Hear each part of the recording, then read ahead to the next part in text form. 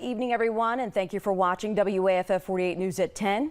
We head to the River City tonight, marking 6 months to the day since the Decatur police shooting death of Steve Perkins in his front yard. Police were called to his home after a tow truck driver claimed Perkins threatened him with a gun during a repossession.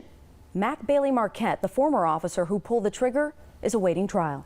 WAFF 48 Savannah Sapp is live from Decatur tonight, where protesters gathered yet again to mark this somber day. Now, Savannah, you were there to hear directly from those protesters.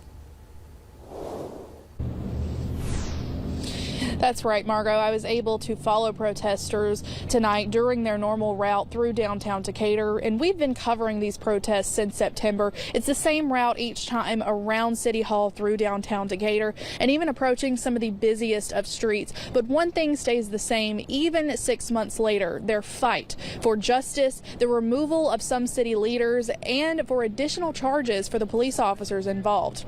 Now, on this 6-month anniversary, protests seem to grow again. Many conversations I had with protesters included the leak of the body camera footage on a conservative online news outlet from earlier this week, and they say it has done little to quiet their demands for justice. Pastor and co-founder of Standing in Power, Lawrence Safront, says the best case scenario following these months of protests would not just be the firing of Decatur Police Chief and the mayor, but additional charges for the other officers who were present in Perkins' death.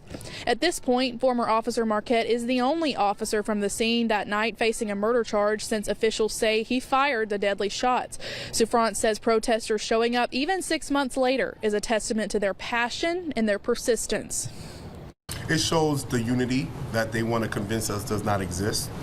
We see a mix of people that come out consistently, and we are not divided on the issues, and we're coming together in the name of justice, of peace, and of love.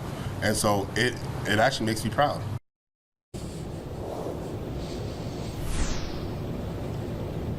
Well, I also spoke with Steve Perkins' wife, Katella, this evening off camera. She has been on the front lines with demonstrators sharing her husband's story. Her family and her attorneys have filed a federal civil rights lawsuit against the city of Decatur and those officers who were present that night Steve Perkins was killed. Mac Bailey Marquette, the officer indicted for Steve's killing, awaits his trial date on November 18th. Reporting live in Decatur, Savannah Sapp, 48 News, on your side.